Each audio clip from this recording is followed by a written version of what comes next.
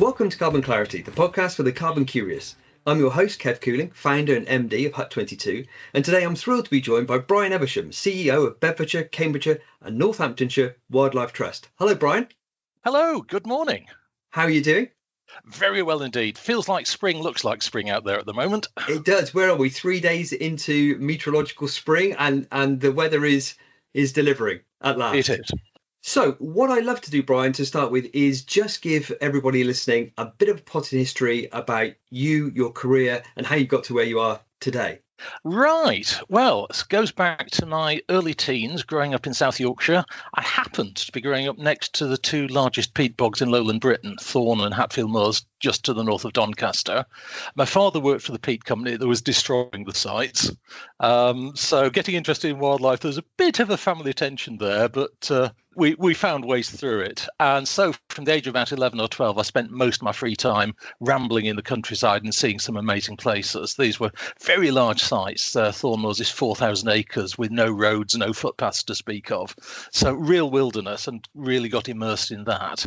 From there, zoology degree at university, and then 14 years in ecological research. And I had the great good fortune to work where at the time was the largest ecological research station in Europe, a place called Monk's Wood, just south of Peterborough. Sadly closed down a few years after I left it. But at the time, there were about 200 scientists based there. I was in a unit called the Biological Records Centre, which gathered information from tens of thousands of amateur naturalists, mapping species distributions and seeing how they're changing. And as early as 1987, I was publishing papers on the impact of climate change on British wildlife. So I like to think I got in there before it was fashionable. A pioneer. No Indeed. So 14 years in ecological research and supervised some brilliant PhD students during that time. And then I made a sideways move to become conservation director here at the Wildlife Trust. I was conservation director for 12 years and I've been chief exec for 16 years since then. And this has been the time when the trust moved from isolated small nature reserves to thinking landscape scale and seeing climate change and the impact of the climate crisis as one of the big factors that we need to deal with. That's fantastic. That's great. It's really interesting that you started at such an early age. You see it, don't you? I watch things like Spring Watch and things, and they have young naturalists on there who are so enthusiastic and so engaged and so well informed, actually, about that stuff, which is absolutely amazing. I'm really interested that you spotted climate change. I'm going to say spotted climate change and the impact of climate change so early. Yeah, basically, if you look at where plants and animals are recorded, I mean, it's a peculiarity of Britain that we've had really competent local naturalists working out what lives where in Britain for the last 200 years.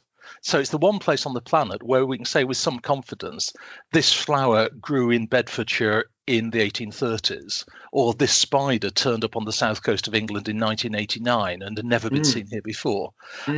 On most of the world, you find things and you're never sure if they've been around all the time or if you've merely stumbled across something that's on the move. In this country, we've got good enough background recording since the 19th century to have real evidence of absence. It's a common place to say it, but it's dead easy to prove something's there. It's almost impossible to prove something isn't there.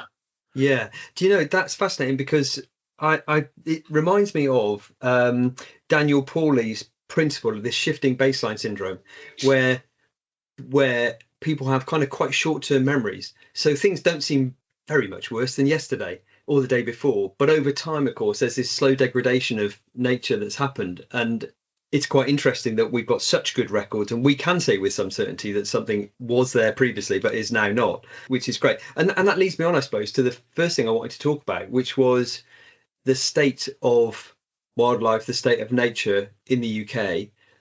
Where are we with it? How are things looking at the moment, given that kind of slow degradation that we hear about? Well, the phrase that's commonly used is that this is probably the most wildlife impoverished place on the planet. You mean the UK? The UK in general, probably lowland England in particular. And I tend to holiday in the mountains of Scotland, and there you still get a vague sense of wilderness and of wildlife as it's supposed to be. I think the problem with Britain, and particularly lowland England, is that we've got a very, very long history of human use of the landscape. I mean, it surprises people when I say that forest clearance in Britain was almost finished by the time the Romans arrived. So most of our Wow. lowland woods were actually stripped out by local communities in the Iron Age between 2,000 and 3,000 years ago. And that process of removing natural habitats to convert them into land of value to people, of direct use to people, mostly agriculture, has gone on ever since. And some of the stats are terrifying. I mean, the one that's widely used, 95% of flower-rich meadows had disappeared between 1940 and 1980. And that process has continued. So on the negative side, I could say that we've lost a vast swathe of semi-natural wildlife-rich habitat going back thousands of years, but accelerating since the Industrial Revolution.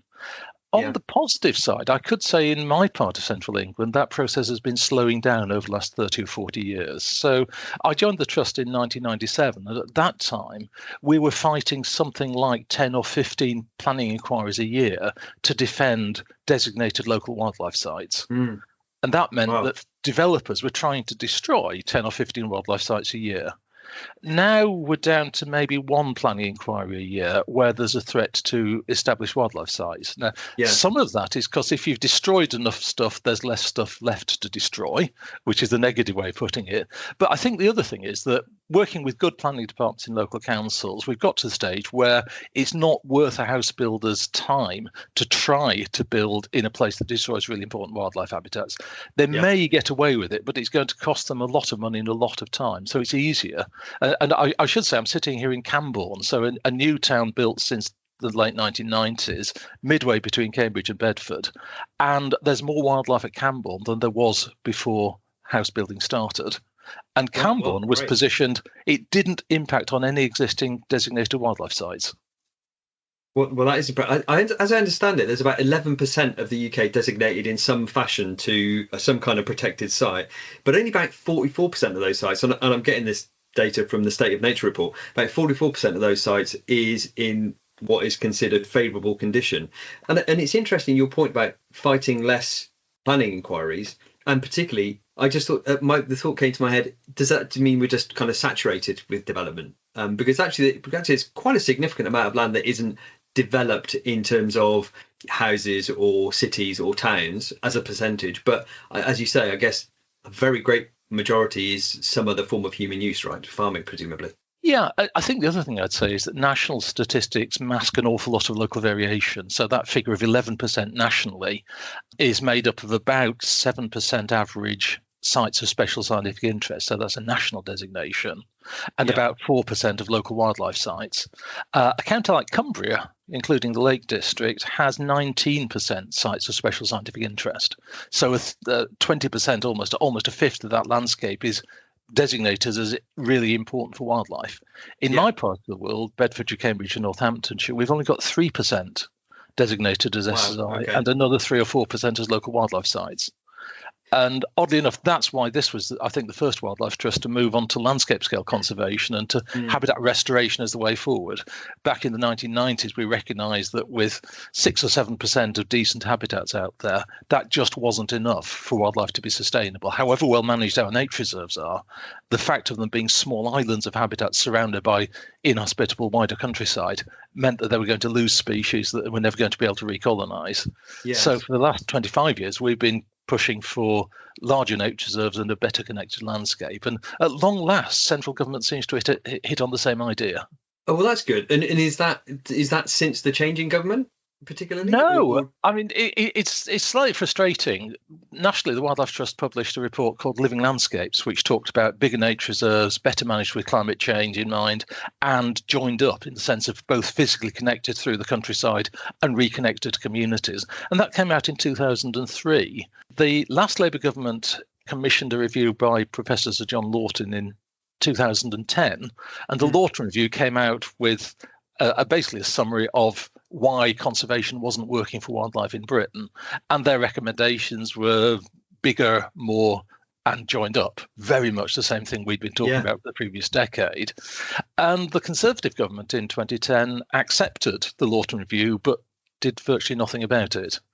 So 15 years later, we're starting to see the beginnings of action on a review that all the parties said was great. Going into the 2010 election, the three big English parties all said, Lawton is right, we need to do something, and then did nothing about it. It's fascinating, isn't it? And that seems to happen quite a lot. And it's you wonder when it's going to almost have gone so far that we can't do anything about it.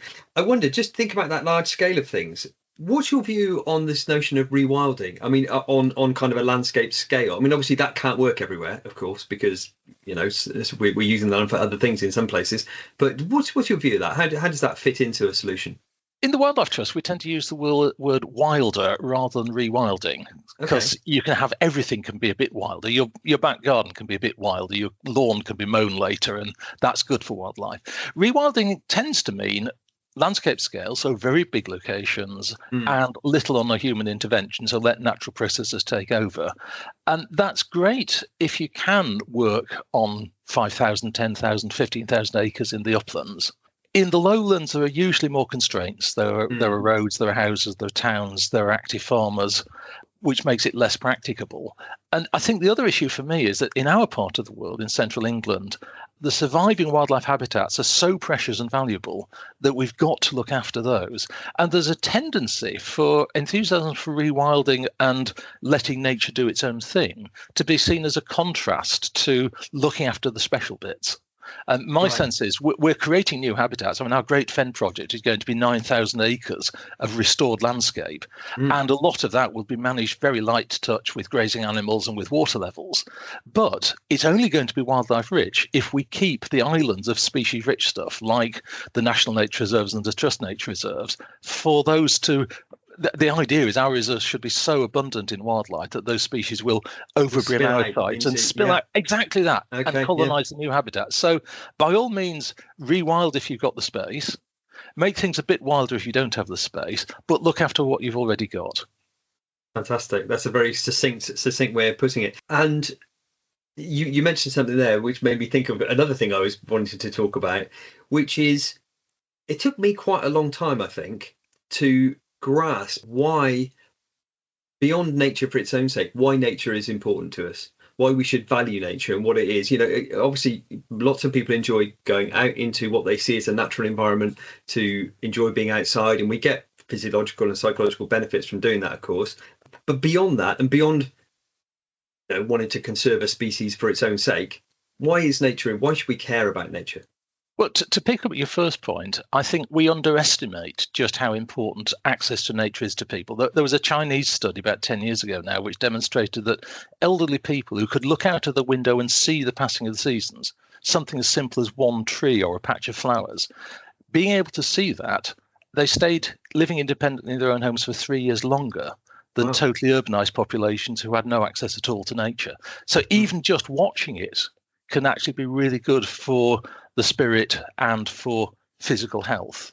Yeah. I think when we had last big outbreak of foot and mouth disease in this country, it was very interesting. We had a massive lockdown in the countryside, and the cost to the rural economy from lack of tourism was vastly greater than the impact of foot and mouth disease on livestock farming. Oh, it's a horrible disease. It was really bad for farmers. But economically, the countryside was actually gaining far more from its visitors, from people enjoying access to green space, than the farming in the upland areas. So I think we should think of access to nature as a right and a privilege and something that people need. It's great for mental health. It's great for physical health. But on the broader scale, I mean, if you like breathing oxygen, you need nature. If you eat food, you need nature. The really basic things of life are based on a healthy ecosystem. And if we don't have healthy land and healthy oceans, we'll hit major crises that make the planet unlivable. The climate crisis is the one that's bringing that to mind at the moment. So food, air, clean water are the basic things provided by nature. And increasingly, with a changing climate, we're also seeing that nature can provide many of the solutions there. So we don't need to design fancy new machines to absorb carbon dioxide. Nature has provided us with trees who do that job very effectively. And trees have the added benefit that they actually moderate the climate as well. I mean, if you're in a city on a really scorching day, you want to be among the trees. You don't want to be among the concrete. And nature can also provide us with the answer to massive seasonal floods. I'm delighted to be able to say 2 weeks ago, this Wildlife Trust reintroduced beavers to Northamptonshire for the first time in probably 1,000 years. And beavers are the engineers who will actually slow down water flow, keep watering the floodplain and keep it out of towns and cities and people's homes. Yeah, I read something the other day, and I'm just trying to remember where it was. And for years, there'd been a problem trying to control some flooding. Where was it? I can't think where it was. And it'd been years a problem. They reintroduced beavers and they sorted it out in a couple of weeks because that's just what they do, right? It's pretty straightforward for them. Is there a sense that we can talk about the impact of nature on food production, for example, but is it always necessary, do you think, to make that point really clear that we need to quantify in the same way that we quantify other things, i.e. money? And as much as I hate to think that we have to do that, in reality, the government could spend our taxes on a whole range of things. And in order to be able to compare the benefit of spending on nature to the benefit of spending on something else, do we need to convert that to money? And have we done that? Can we do that in a reliable way, do you think, right now? There are plenty of studies that have done it. I get the feeling that politicians either don't believe the numbers or don't think they're relevant because they tend to be slightly long-term. Yes. I mean, if you apply it to a different area of life, the National Health Service could save an awful lot of money in the long term by working on health and illness prevention now. Yeah. But it's far more sexy for a politician to say we're going to cut waiting lists and we're going to tackle cancer than we're going to make the population eat better and get more exercise. And it's rather like the climate crisis. We know the answers. We've known the answers for decades. We choose not to follow them because it's easier not to. No, you're right. You mentioned climate change a couple of times. What has been, is, and do you think will be the impact of climate change on nature in the UK? I think in the medium term, and by that I probably mean 20 or 30. I used to think this is a century away and it's somebody else's problem. I'm now starting to think it's happening now. Yeah. So I was really shocked in 2022 to live through a 40-degree heat wave in England. Yeah. I didn't think I was going to see those temperatures in my lifetime. So that's caught up with us probably 40 years faster than I was expecting. The two big things we're seeing over most of England at the moment are very hot and dry summers. So we can see massive summer droughts and lack of water.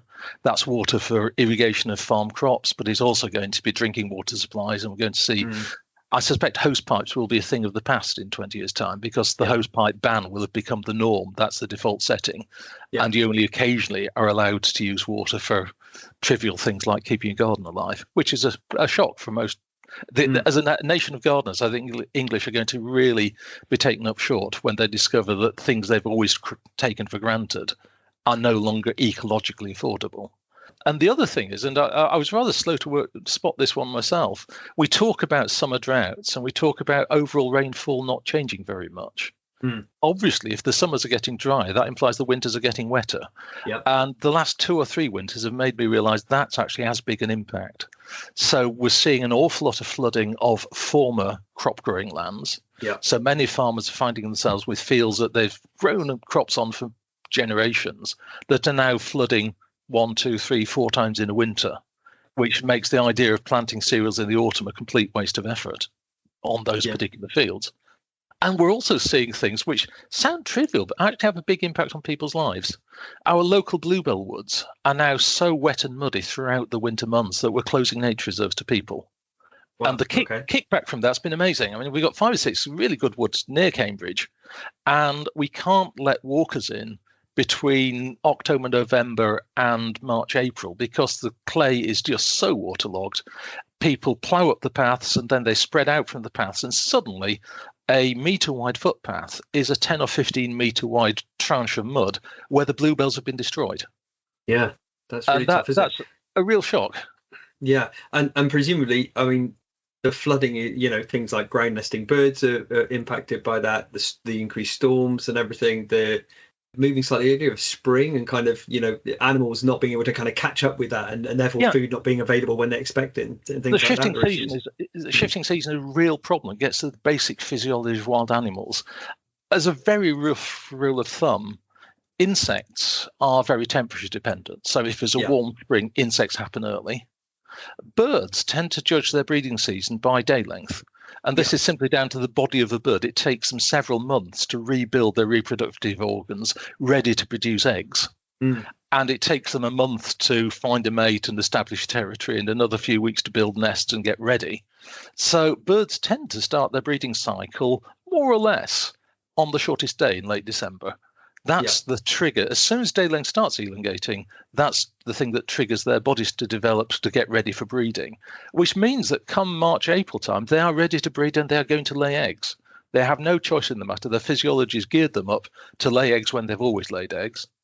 And if the insects happen 2 weeks earlier, their chicks have no food. And we've seen this in the last decade. There have been probably 3 years when nesting birds that feed their larvae on the chicks on insect larvae have crashed. One of our reserves, we've got about 200 nest boxes. We've been monitoring those for 40 odd years. And ordinarily, each nest box will produce an average of 5 or 6 chicks of blue tits, great tits, and the other common songbirds. In bad seasons, 200 boxes have produced 5 or 6 nestlings. The rest have actually starved to death through lack of caterpillars. And that's simply that caterpillars happened 3 weeks earlier than the birds. And that's going to be an increasing problem as different parts of the ecosystem judge the seasons in different ways. And I mentioned bluebells earlier. It was a shock to discover about 20 years back. Bluebells are weird plants. They've got the biggest genome. They've got more genetic material in their cells than any other British plant. And that means they have to start preparing for spring very early. Right. So the bluebell bulb buried in the soil starts growing around December time, breaks through the soil surface in February, March, ready to flower in May. They can't shift their flowering by more than about 2 or 3 weeks. But the woodlands that they grow in, dominated by oak and ash trees, those trees can burst their leaves 6 weeks early. And it's likely by the middle or end of this century that our woods will be too shaded for bluebells. Because the canopy cover is too exactly that. Right. So the canopy opens, and that's a global tragedy, really, because bluebells are very English. They are a British West Coast of Europe species. They are better developed in bluebell woods here than anywhere else. You get a few in Belgium, a few in the west coast of France, few in the northwest coast of Spain and Portugal, and that's it. So most of the world's bluebell woods are in Britain. And they won't be bluebell woods by the end of the century. I think bluebells will still be around, but there'll be a scarce plant on the edge of clearings and on the edge of footpaths in woods, not that marvellous fragrant carpet. Yeah. So one advice to anybody who's listening, get out there and enjoy your bluebell woods this year while you still can. Well, okay, that's very salient advice. Absolutely. Climate change is kind of my wheelhouse, I suppose. That's where I do most of my work, particularly thinking about carbon and mitigating climate change. But we've also talked quite a lot about farming, and the State of Nature report talks about the two most significant things which are impacting nature are climate change and also the way that we manage our land for agriculture. So given that farming has had a big impact on the decline of nature, presumably it can also have a big impact on the recovery of nature too. So what do you think about the role of farming? Yeah, farmers do what the country wants them to do. So most of what farming does is driven by the politics and the funding of agriculture, and has been for a very long time. So in the 60s and 70s, we saw massive ripping out of hedgerows. And that was seen as a really bad thing for wildlife and a bad thing for the landscape and for people. Many of those hedgerows had only appeared in the early 19th century as part of the enclosures process. And you find 19th century writers like the poet John Clare saying enclosure is terrible, the public land's being taken away from us, and these nasty single species hawthorn hedges are being put in everywhere. It's interesting how 200 years perspective changes our view of things. And a lot of habitat loss was triggered by war agriculture during the Second World War and the Green Revolution in the 50s and 60s, introduction of artificial fertilizers and pesticides. And those together have transformed the countryside. My grandparents were farm labourers, and my grandfather would never have seen a crop of wheat that only had wheat in it, because pre-Second World War, a crop would have been full of cornflowers and corn marigolds and red poppies. I'm old enough to remember most fields in eastern England turning scarlet with poppies every year. Yeah. Now, if you get a field of poppies, photographers will actually drive 100 miles to you pull up, don't you, and stop and have a look. Yeah, so that's a very simple and very big change. We've lost that component of biodiversity within the cropped land.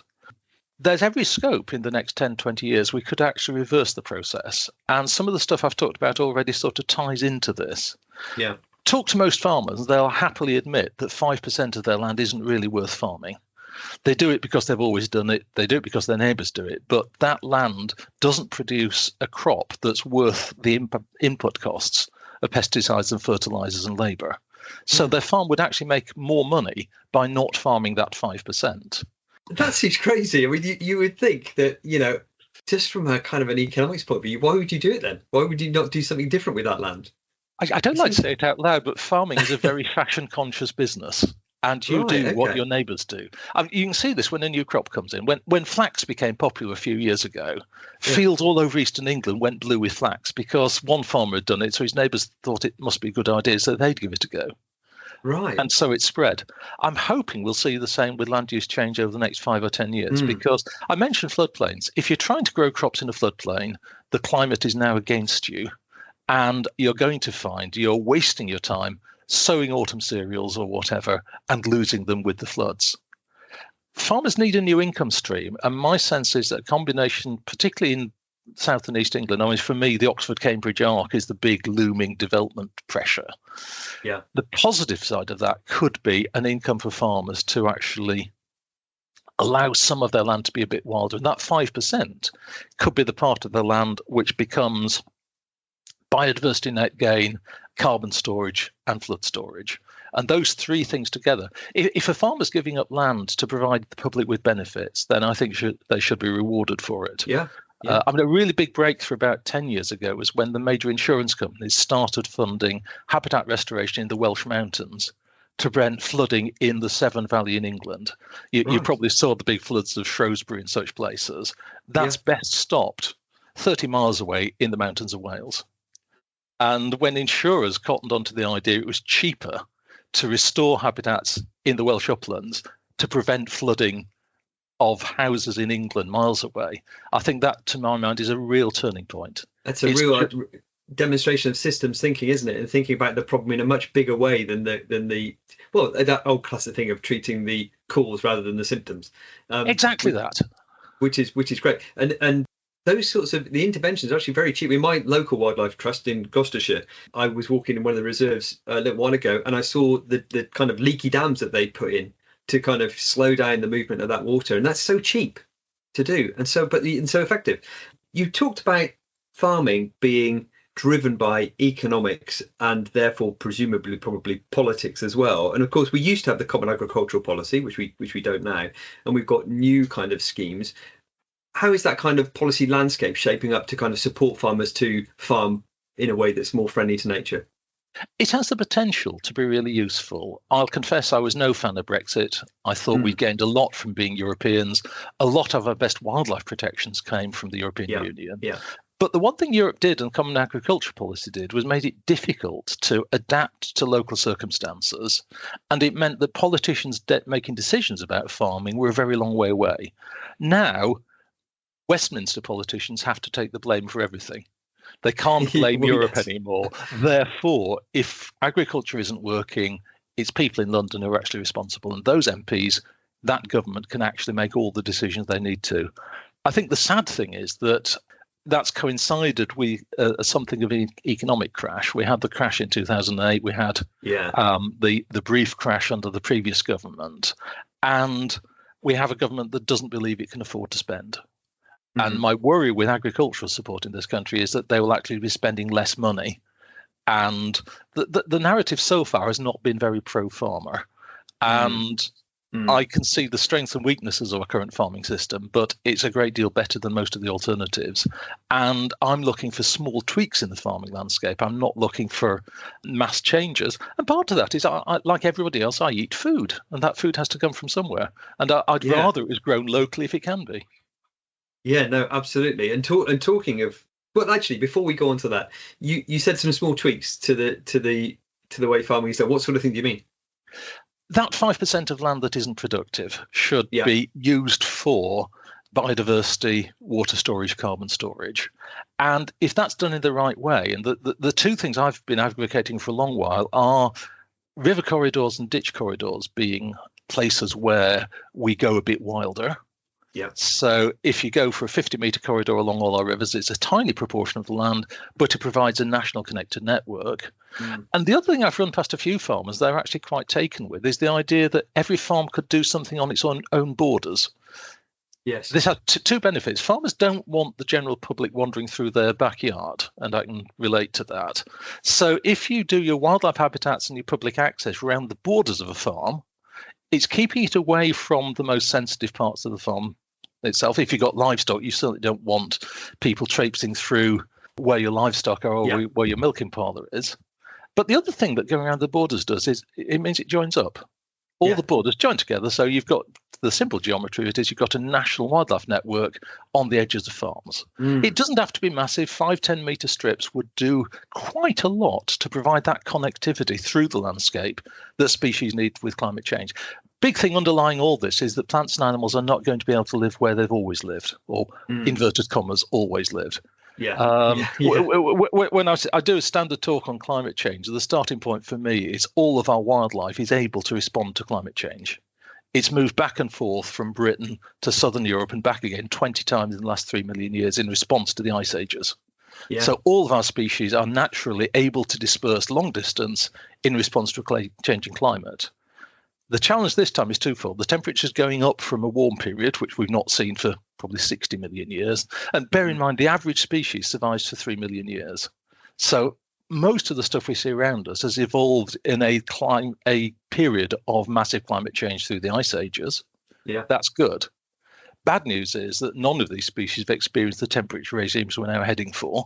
And the second problem we've been talking about so far is the landscape is not what it was at the end of the ice age.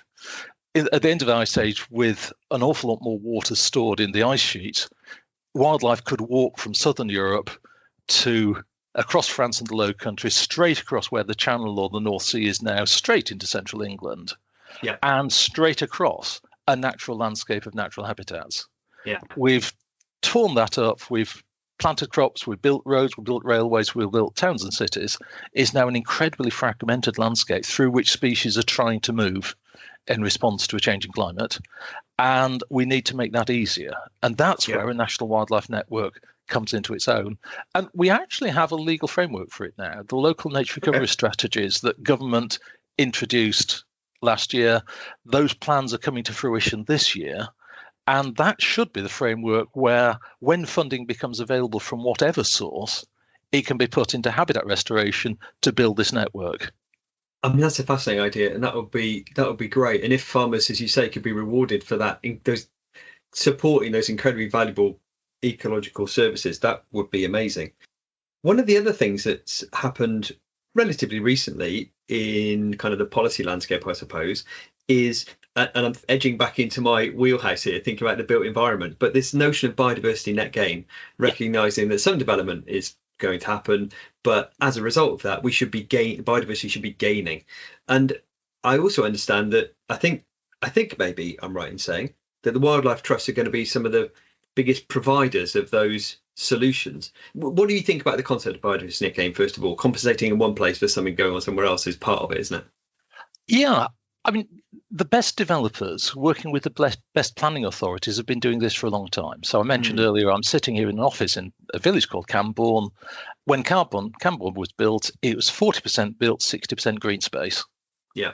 And that green space is now lakes, meadows, woodlands, hedgerows and footpaths. It's a very well used piece of landscape, but it's incredibly wildlife rich. We've got the most successful breeding skylarks ever recorded in England live in Camborne. Wow.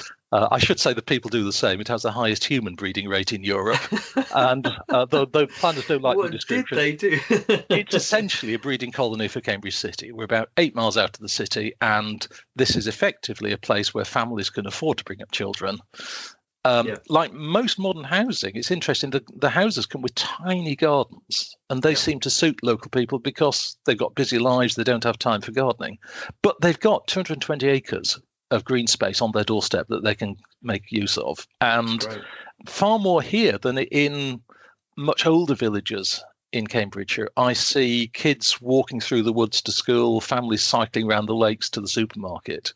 People are using that green space, and it's boosting their lifestyles, and it's amazingly good for wildlife. So there you have a developer back in the 1990s, bullied by the local planning department to provide green space on a much larger scale than anything they were damaging.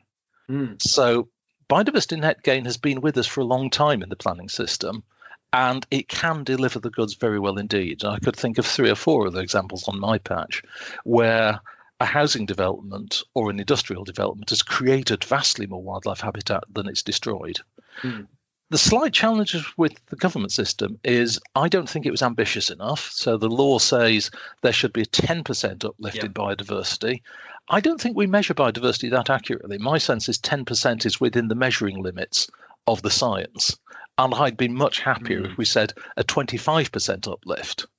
And I think this is affordable. The main thing that planners need to recognise is this needs to be baked in at the very start of a development, and house builders and industrial developers need to recognise this is part of the process.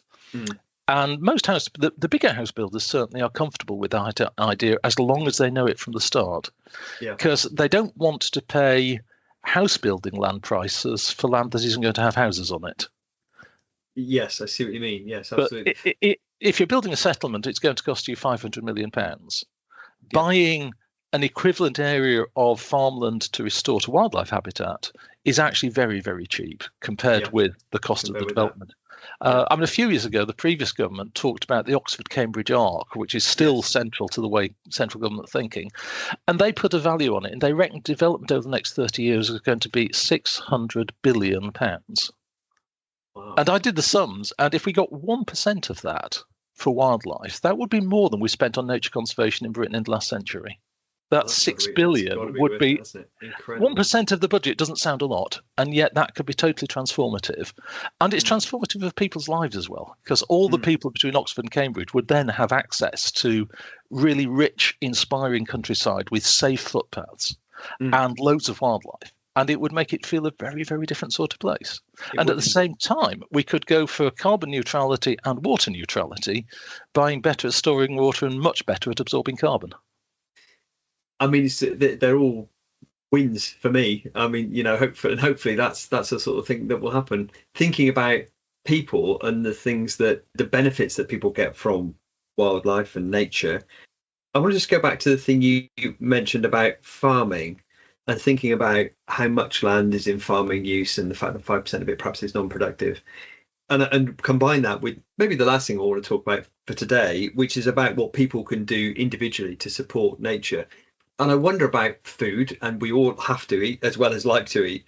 But what people eat can be quite important because, of course, it takes a lot more land to produce the same amount of calories from meat than it does to produce the same amount of calories from other sources. So is that something that we should be encouraging, both from the role of climate change, but also from the role of nature, to kind of change perhaps our diets a little bit and eat a little less meat and eat a bit more of a kind of plant-based diet? Does that work? The line I take is that we should eat less and better. And for me, better is higher welfare standards. So that means free range. It means pasture-fed beef and lamb rather than concentrate-fed. It means using far less land to grow cereals to feed to livestock because we're eating less livestock, but what we're eating is coming from those high rainfall pasture-rich areas of Britain. The big post-war change in agriculture wasn't just intensification, it was specialisation. So the eastern half of Britain became arable and the western half of Britain largely livestock farming. And I suspect over the next 20 years, we'll see a reversal of that and we'll go back to more mixed farms where farms are using livestock to put organic matter back into the soil, because in the last 10, 20 years, we've recognised soil damage is actually another threat to food supplies. So we want healthy soils, we want healthy, happy livestock that feeds into the human food chain and does so by occupying less land. So we can grow more crops for people, less crops for animals. And more space for nature. And more space for nature. And I'm not saying go vegetarian or go vegan simply because there are an awful lot of important wildlife habitats that are maintained by grazing. So I think it'd be hypocritical for someone running a charity that owns 500 sheep and 50 cattle to say, we don't want to see livestock in the countryside. They've been a part of the human agricultural system for 7, 8, 10,000 years, and can continue to be, but on a slightly different scale. So what else, though, can people do, both in terms of individually, what can people actually do to support nature? And you've talked about maybe making their garden a bit wilder or whatever. And what do you think businesses, for instance, might be able to do on that scale? Anybody with land can do things for wildlife. So if you've got a window box, it can be full of flowers that are rich in nectar, and insects will make use of it. If you've got an office with a car park, there's no reason why the bays between the car bays shouldn't have trees and bushes in them. Yeah. And I suspect in urban areas in the next 20 years, we want to see a lot more urban trees to help reduce the temperature and make cities better places to live and work in. It's interesting, I think, post-COVID, many of us don't work in the office as often as we used to do. It's true, yeah. And I can see heat waves being times when people just don't travel to cities unless those cities are actually designed for the temperatures that are coming our way. Yeah, absolutely. I mean, there is so much people do. And you know what? Even if people haven't got any space, I suppose what they could be doing is things like supporting the wildlife trusts, who are doing important work in areas where they have got space. Absolutely. I mean, my trust prides itself on the fact that 95% of the population are within 5 miles of one of our nature reserves. So everybody pretty much can get out and see nature as nature ought to be. We're also the biggest provider of advice to landowners and to planning departments. So support us, and you end up with better planning. I hope you end up with better environmentally sustainable farming, and you should end up with a place that's actually better to live in. Well, those are goals that we can all get behind, I'm pretty sure. Brian, thank you for coming on the show. It's been fantastic to talk to you, incredibly interesting. And I'm hoping that listeners will think about the importance of nature and think about what they can do to support it in the future. Thanks very much. Thanks, Kev. Really good to talk to you.